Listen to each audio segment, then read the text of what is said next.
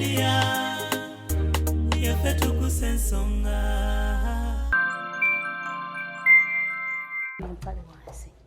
naye Brenda kino nkula kiriwe kiri kiti Brenda nyina ekibuuzo kyange kyenjagala okugenda kunziramu ekibuuzo ekyo bw'ola kidda mu butuufu bwakyo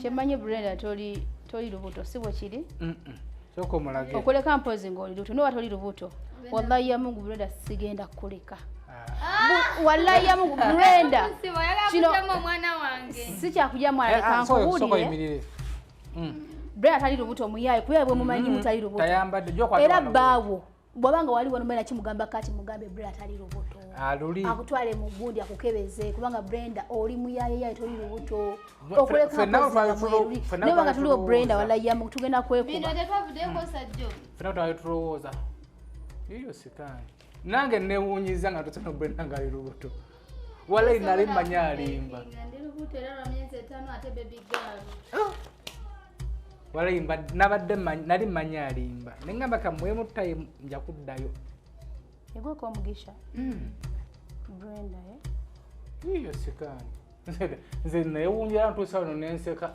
nengamba Brenda yakakkana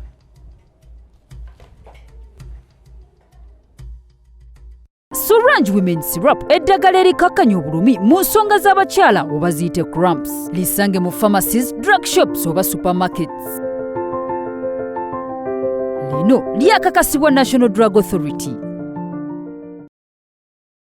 Are you interested in upgrading your sleeping and bathing experience? Then Ziwa & Sons is the right spot for you. We sell blankets, bed sheets, duvet covers, bed covers, mattress protectors, mosquito nets, wardrobe, all closets, towels, bathrobes, pillows, traveling pillows, cushions, shoe rack, dyeing rack, and ironing boards. Buy all your favorite products online with comfort from your office and workplace, home, hostel at a go from our website www.ziwaansons.com and have it delivered to your doorstep. Call us on 0705 364 749. Ziwa & Sons, where comfort and luxury is a pleasure.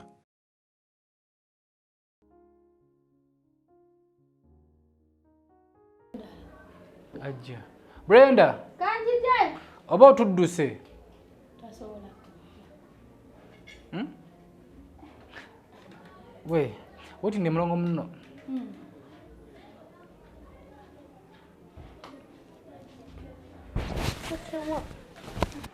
wakiŋŋambako ne neewuunya kati gwa nakato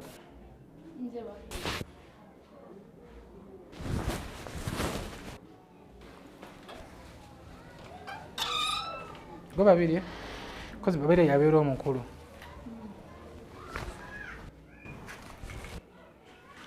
wuuyo nyondalu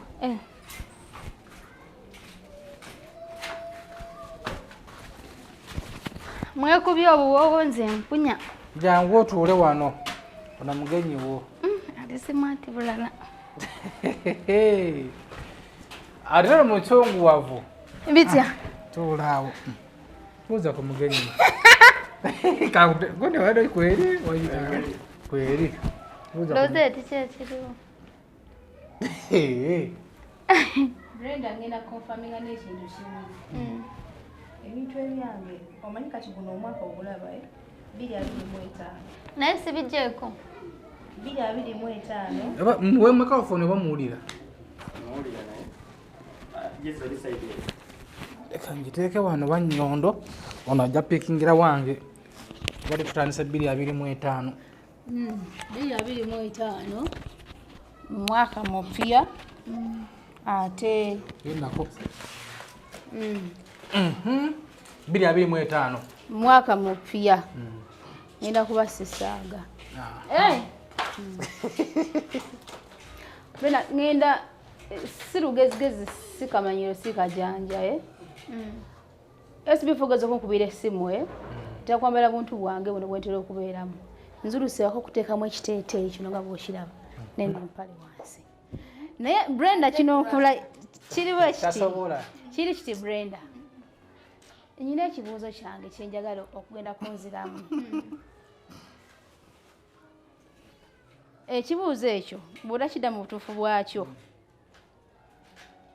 kyemmanyi Brenda toli lubuto si bwe kiri soko mulage okuleka mpozi ng'oli lubuto noba toli lubuto wallahi ya Mungu Brenda sigenda kuleka wallahi ya Mungu Brenda kino mwana wange si kyakujja mwana kankuwulire Brenda tali lubuto muyaye kuyaye bwe mumanyi mutali lubuto era baawo bwabanga wali wano mena kimugamba kati mugambe Brenda tali lubuto akutwale mu gundi akukebeze kubanga Brenda oli muyaye yaye toli lubuto okuleka ne banga tuliwo Brenda wallahi ya Mungu tugenda kwekuba bino tetwavudeko sajjo fena twalitulowoza iyo sikani nange newunyiza nga tosana Brenda ngali lubuto wallahi nali manya alimba ndi lubuto era lwa myezi 5 ate baby girl wallahi nabadde nali manya alimba nengamba kamwemu tayi nja kuddayo yegwe ko mugisha Brenda iyo sikani nze newunyiza ntusa no nenseka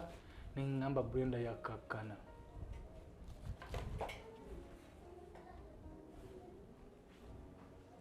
olulanga wallahi ya Mungu SB4 Brenda olulanga omachitegeeza wallahi bado wagenda tali kugamba nyondo and prison must shine olulanga tasobola kala soka nyondo olanzo so kukezo kwa Brenda ngandi wano SB4 ngamaze okumuyisa muze muyisizaamu oli eyo ayi nakko kapenza wayo zenina mikwano jangu tasobola kukwatako Brenda tasobola mukwatako siso tasobola yanga nkubata bange ahaba omulaba oyo uwo mkono bodyguard ali waneno ayi bange huyo omulabye mbadde okuchapula nenziruka ngo duka wa enomanyi mpita wao nentema denga chechi mukubi soko tobulire gwe Brenda kasoke nkubuli SB4 kana kano kalaba nali nkagala n'omutima gwange nakati okyakaga byallo nakati okyakaga nganjigala Brenda n'omutima gwange byallo Brenda ave Dubai mulaba ku channel yasooka ngajja agamba nyina mukwano gwange eyo naye bulamu bwakweyiya agenda platinga w'abaana nalimbalimba nti abaana bali mu buzibu nafuna sente Brenda guno mwaka mpya osinza Katonda osinza Sitani wallahi ya Mungu tuli mu kamera walonda byeke kitwe kyo ngakikola naye sina chomeda je nayogera jika interview je nasoko okwogera ko tewali wa SB4 wali walala era nayogera ebigabo byali bitirivu nenkubira kese mune kugamba Brenda igwe yegwe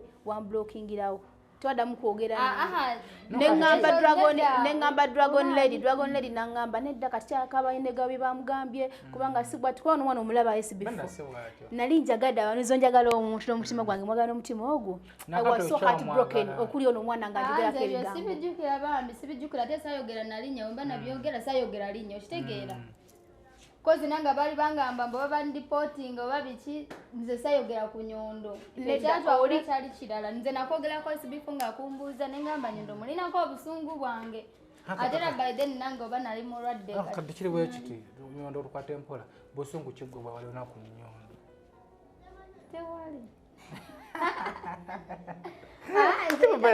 toba serious yagambye nze namutawala kuba yanyuma yakumma naye ngenda mulya oli abo ni oli musezi kati wabanga yali tayagala tewanywanga champagne zange nedda kati yeye yarambita muganda we yarambita wana chitufu Rosetta achimanyi sokoleke kwesi bifo media tukuseso ngachono chafijero chako betwine nyondo Rosetta ametinze Brenda bana abana ba mukwano nnyo andize chimanyi mba ba mukwano musobola okwebulako omwaka ngatemwerabye naye tamusobola kukyawagana lwa bigambo oba olw'ebikolwa ba mukwano nnyo era tugenda kuva bano nga bazzemu okukwatagana nze muzukulu wa Kabajja tuteekemu akasente banna bakolera kasolanje wimani syrup gobona bena omukyala nga obanga ogenda mu nsonga z'ekikyala ofuna kulumizibwa bazi walisinga cramps osobola okutambula naye simanyi wetega nga totambula na mwana wo kasoka mpisa bakalango kano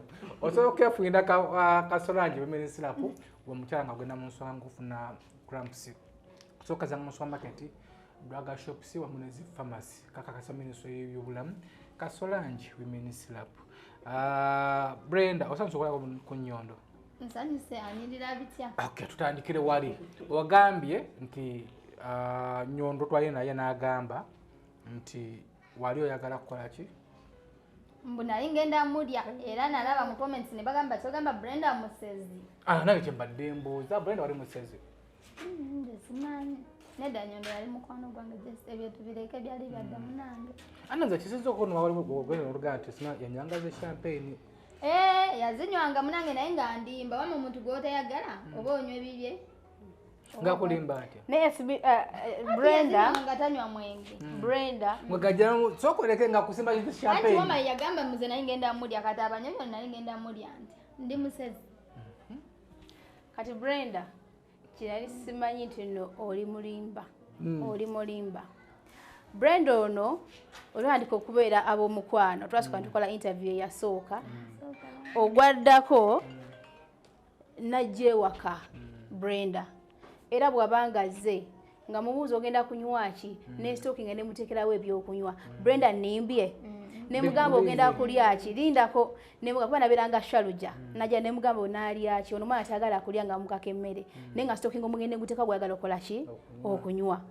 Brenda nanywa ku champagne ya Brenda ndaira nga ntaka wanda gwali omulundi ogu nze naleta shaluja mama tolimba naleta wakati wajate waspenda tewanyongera kankunyumize neda le kankunyumize lumu ono Brenda agamba client bwampa client Brenda yakwa client ndeta ebintu bye ndeta ebintu bya client akaseera ako nali owebizigo ne bannange nga badota ngokitwala wala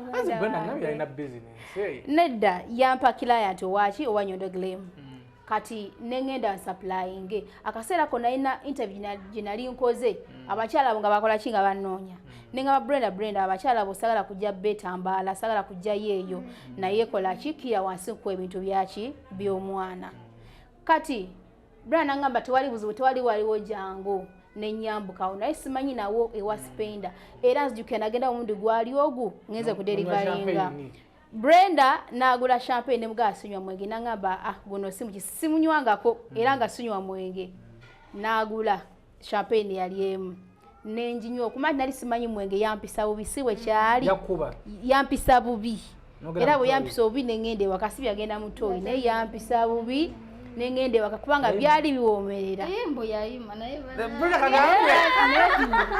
nanga esibifo nenda yawulira kamunguluzi nadde shaluja kati nakola ki yayima nedda nempulira bubi so nemala nekola kimuga Brenda akoze eki kangende waka nenga nalize kola ki Brenda ewa spenda unali simanyira unaja omundu gwali ogwo nga zze ku delivery nga wallahi ya muntu Allah gwali omundu era sikomanga wo situbireke Brenda njega tuogeze mazima then bine ebyokuba nti twali tukwatagana SB4 nagulyanga Brenda omwegu yalinga yagala nga nange ndowooza mbadde nerabidde shaluja bayitayo ku mwenge nenga yajjange wakanga muga ogenda kunywa ki ne stock nga buli yabanga akoze eki ate nze Brenda yagamba nawuli agamba mbu nagenda ewuwe n'ensanga omuwala ku buliri Brenda wallahi ya Mungu nze simanyi nawe wali osula naye bannange tubireke kale tubireke nedda Brenda kumalere kino wasanga omwala ku buliri oyajjali unasanga omuwala wama yangamba obeeranga busy wali obuwala bwe bambi nze omuwendo ogwasooka okujja ne Brenda awantu awo wa spenda ate wa Brenda we yali asula wallahi ya Mungu simanyi Brenda we yali asula Brenda wanimbira sijjangako wantu wali osula go wajjange waka mbazi nga maina lisisulawo yajjako nasangako omuwala ku buliri bonna bali batuula sigamba mbu yali ayingira mu buliri ati Brenda nze nemanya ntya nti wano woosula ndoza maybe ategera siwe no kati ekiriwo siza sijanko wo Brenda wallahi yamunguze simanyi na wali ofisa wallahi nti yatugamba omazi yarapongeza wajiraba yatugamba ti Brenda yali yebuuza ne Brenda namukola ki bali bamukwano nnyo biki nanga kati ayi twagamba tuli bamukwano okuleka kiyaleka ngambye yagamba ati Brenda mbyogere nasalawo kweyambulira era bosingo nalinge ndakulya sakyatula Brenda wangamba otya agoba otugamba ebyo biseera nali nekati anyway wala namusaba kwera ebyo biseera nga nkyakola bire byange kati ng'osaba ku mukazi muno Brenda nakuddamu ki tubireka munange ndina bba wange nabivaamu uno ngenda muzaalira ebyo tubireke nanyumirwako kenyumiddwa kati nyumirwa kirala nakati nawe oli omukodo lwaki wamu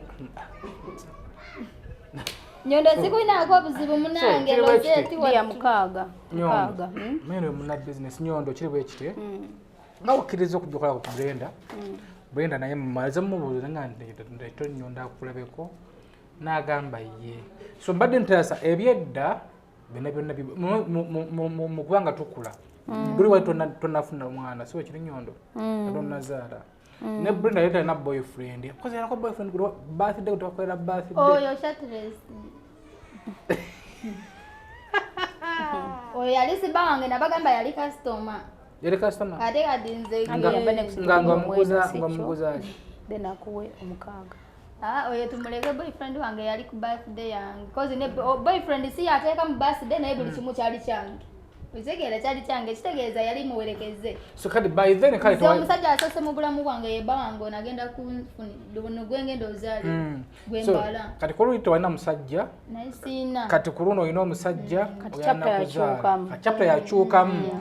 So kije mbadde kinwanako okulanga Brenda takolagana na nyono. Nze mbadde sawa tuve wano. Byonna mu byerabira. Mwaka mupya tukuze. Fe myaka egiyisa abantu batukoze ebintu ne tubyerabira. Nze tewakyala nabo. Andi wogamba. Bali busungu brainstorm ndowooza. Omwenako busungu. Nebanage Brenda. Wamma kati akyogedde kyekyo. Kyekyo. Lwangamba. Lwangamba Rosette ompaako ddi. Ne mubuuza kuki. Nambuuza oli mwana muto. Brenda yali asaaga. Yali asaaga. Kaita saaga. Kali serious. Kasaaga. Kaita kasa. Chovolaba. Chovolaba Ndinebuka nga kali rubuto naye manyi kasaaga. Zira mbadde manyi si kituufu. Munne kali rubuto naye manyi kasaaga. Ate tukaguddeko nabugwe. Lwakuba nti anyway SB4 tukola ki? Tukula. Zono mwana omulaba. Amazima gachi naye nanyigamuko. Omanyi obanga omuntu ng'omwagala nnyo okuva ku mutima gwo ate bwe yangamba nti nyondo mpaako ddi ne mubuuza kuki nambuuza oli mwana muto awo nakitegeerera ne muyita ne mugamba Brenda nze ndi mukazi ate nze njagala kitonde kiki kisajja ne mugamba nyina boyfriend wange nze byo sibikola ne kaseka nga bwo kamanyi kote kanyiga naye mukusika yagenda akoze eki anyize bwe yatukawa ne Uganda yankomerera ebigambo nakasuka omuliro nakasuka omuliro kitegeera nenga yali enki era abantu abasinga bwe bandaba ne bana abaana bali balowooza nti ndimu enki era nga bagamba nti simanya mbulya gwokola ki goyita naye nze sali mukazi kiko ekyo Brenda asobola okubuulira amazima era n'emirimu gye bakolanga bagamba nawe ogikola Brenda olinako wali ondabyeko oli muntu ayogera amazima olinako ku ebyo ebibiri wali ondabyeko wadde so osobola okubefriendinga omuntu SB4 ne mbeera ba mukwano nga newankubadde alina byakola ebibye kuno kusite kuliko omuntu mutuukirivu that's why nti zibana abaana baagala nga bakola ki anti tubeera ba mukwano nnyo wamu ne Dragon Lady era nga tubeera bane nga basinga bagamba nyondo okiri oba yotya n'abantu kino nakiri nasirika it's upon them kubanga buno bulamu bwange waba nga bempuliramu emirembe they are my friends na bali bakola content sizo anti byali bituufu sizo anti byali bituufu bizano oba byali bituufu ebyalo byaliwo byagwa buno mwaka mpya kati nyondo kansubire nti nno buli kimu kati kirija bifoma za kwada kwene simu katono nnyo kwata Sorange Women Syrup eddagala erikakkanya obulumi mu nsonga z'abakyala oba ziyite cramps lisange mu pharmacies, drug shops oba supermarkets. lino lyakakasibwa National Drug Authority.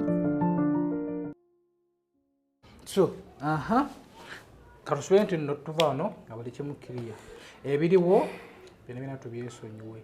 Nawe gwali oyinza okuba Brenda kubeera nti yali stubborn nnyo, yali free nnyo, bangi be yanyiiza. Tesaawa zino agenda kufuuka maama.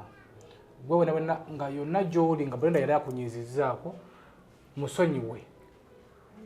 Abantu tukula, naye mu steps ze tuyitamu nga tukula. Tukola ebintu bingi, ne tulumya abantu, ne tunyiiza abantu, naye tukyuka. So tusaba nti Brenda wabanga yali akunyiizizzaako yo yonna gy'oli. Yali akwogeddeko ekigambo, yali akoze ekintu, musonyiwe, agenda kufuuka maama. Nti maama yenna wanaamala okuzaala alabudde wakanga embeera zikyuse. Tukoze ku bantu bangi abaali ab'omutawaana. Tukola nnyo ku Spartan.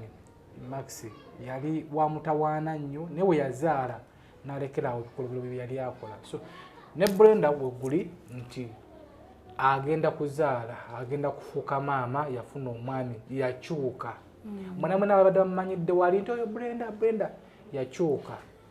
Era mulimu abasajja bakagwesonya abali abakyala b'embuto abo mangamba nti bavaawo. Kati wa SB4 nange ndikyakulabirako nga sinnazaala nze nga tomala gantambaala mu buli mbeera yonna. Naye bw'ozaala okkakkana kati awo omwana ono okufuna obufunyi olubuto n'amanya nti munda mu ye mulimu omwana. Nze nange we natandikira okukyukira nga nkitegedde nti munda nyinamu muki omwana, okyukira ddala totally okyuka. Kati era naze nga nze mmanyi nti Brenda butuufu alabika akola ki alimba engeri gye mumanyiimu. Nze nga manyi wabakola buvujo bwe apika akabuto kakole ki naye nkikakasiza ddala kituufu ali ki. So kati Brenda sagala ngende nga nkubeerako embeera yonna ndowooze nti wali obadde kaawo ng'olina mukwano gwo nga wali omwagalala n'omuluzi ng'oba nga yakuyisizza obubi naye n'owulira nti kikulumye munda mu ggwe, nayagala akaana kana ate sitini badde nkyakaagala. Cause time came ono omwana we bambula embeera gye yali alimu nenkunoonyaako, nakwata ssente zange era nali ngenze ku visa company ne mbagamba ngenda kukola visa ya Brenda oli akole ki Dragon akole tiketi era nali serious ngenda okukola nga nengera omuliro neziyayo ssente zange nenyiga naye ndaba nti buli lunaku olukya abantu kati tukwaye tukyuka nti mu kaseera kalinze nga sinakuzaala ku mwana nali mulala nnyo nga sikola ki n'okusonyiwa sikola ki kanande bera sana kulinya Brenda waali naye omala n'okyuka. So kati Brenda Mukama akuyambe ojja kusumulukuka bulungi omwana wo abogera ebigambo ebiyitirivu bonna bebasinga okukola ki. Buli muntu alina bato ye gyalwana naye alekerera ye natunulira ey'omulala wakitegeera. So kati ogenda kufuuka maama era kyusiza ddala mu mbeera omekuddayo eri kubanga wafu nayogerangamuuko naawe naye ng'oseka busesi saawa eno kati osobola okukiraba n'okikola ki. Ono omwana ayogerangako naye ne mugana ne Brenda lwaki tokola bwoti ne bwoti nenjagala okumusika tudde mu business tukole eno naye nga kaseka buki naye kati saawa eno omulaba nti mukakkamu omulaba nti agenda akyuka ate waanatuuka okuzaala ojja kukola nti akoze eki akyukidde ddala. Kama akukulembere osumulukuke bulungi kuba ze mbadde manyi si bituufu. So kati sikuyinaako mbeera yonna Brenda, sikuyinaako kukyawa kwonna naye ng'ompaayirizzaamu mbuno nanywanga wayini wo osima champagne wo ompaayiriza nze saagulanga Brenda saakuguliranga nga ng'olina ensonga naye nga togimugamba bwe buzibu nagingamba wajinga akusaawa esembayo neffe twali twegulira ongulira nkugulira kati bwe ngulira ngaali nga girlfriend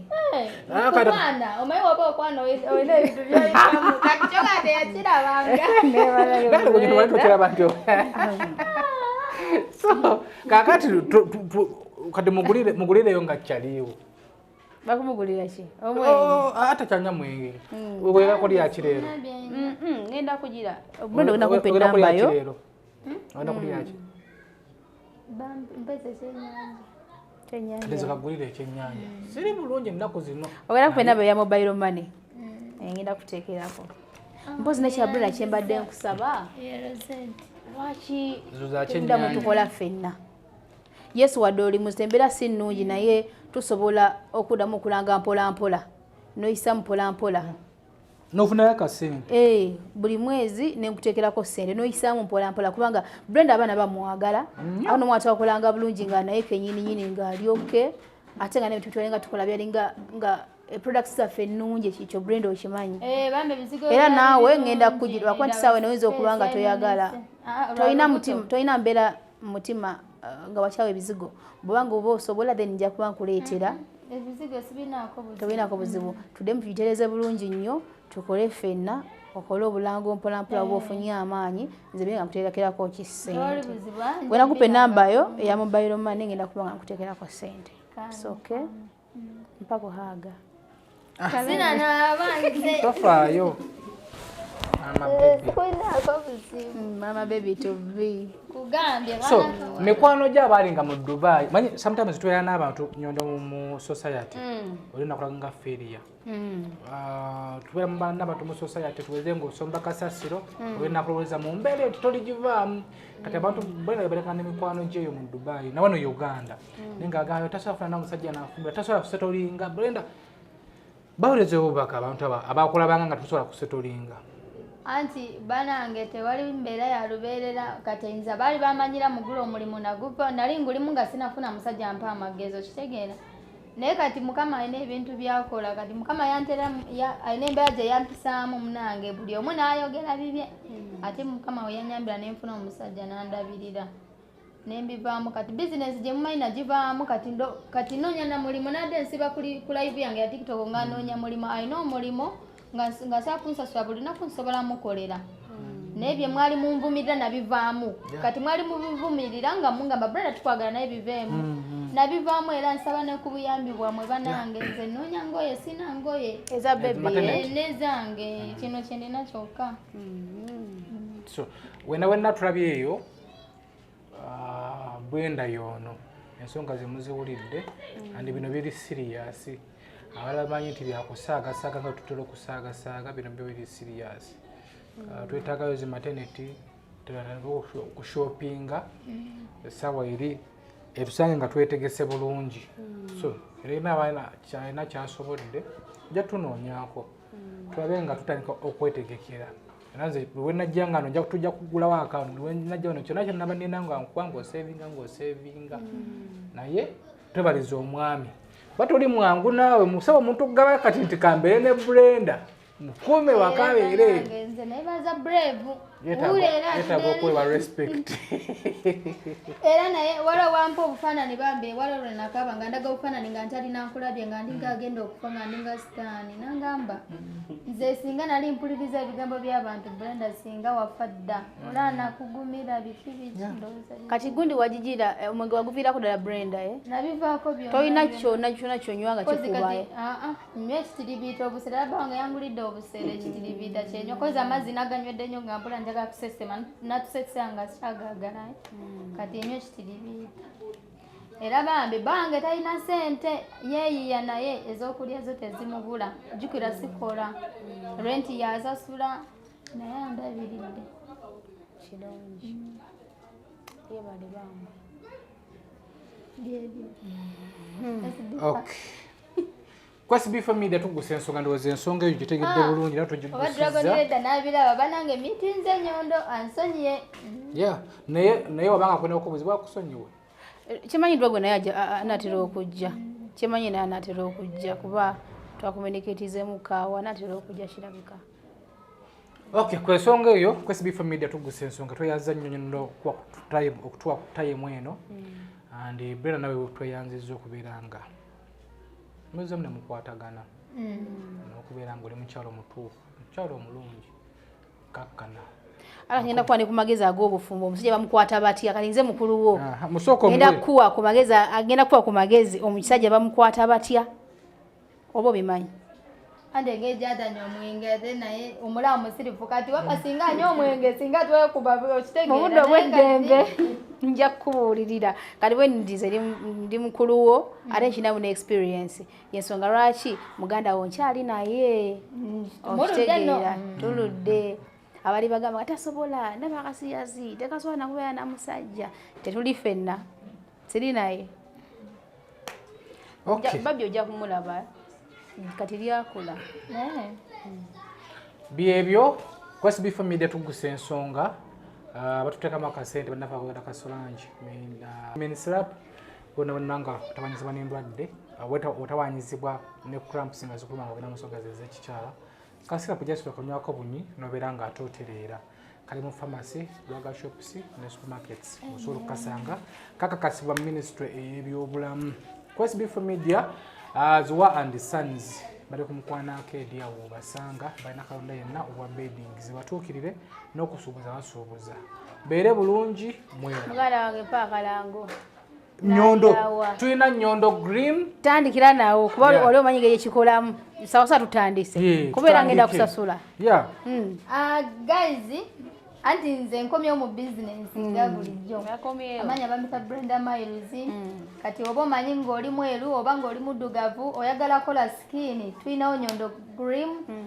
mututukidde enamba nti sigirina mugakugire tujja kugibawa kati mwe abagala kutuuka ono Rosetta tunda bizigo babiyita nyondo green ebizigo birungi oba oli mweru osobola kuba ng'olinamu pimples zivaamu nawe nje kutyako packages ezimu ngakuba onabasiga ebizigo bye kati mugenda kubanga mu inboxinga nze namba yange eri kubayo ya TikTok nze mbaleetera ebizigo kozi kati ngenda atandika business kituufu enekyala abaana be Saudi Arabia tugenda kujja guno mwezi gwennyini mukabye ebbanga ddene Rosetta esusu zifa tugenda kujja tubakoleko inshallah.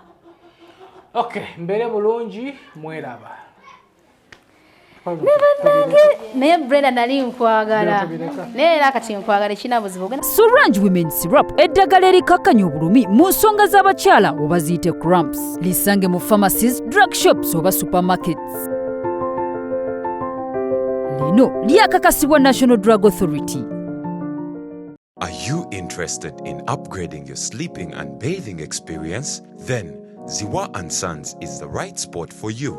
We sell blankets, bed sheets, duvet covers, bed covers, mattress protectors, mosquito nets, wardrobe or closets, towels, bathrobes, pillows, traveling pillows, cushions, shoe rack, dyeing rack, and ironing boards. Buy all your favorite products online with comfort from your office and workplace, home, hostel at a go from our website www.ziwaansons.com and have it delivered to your doorstep. Call us on 0705 364 749. Ziwa and Sons, where comfort and luxury is a pleasure. Petuguse ensonga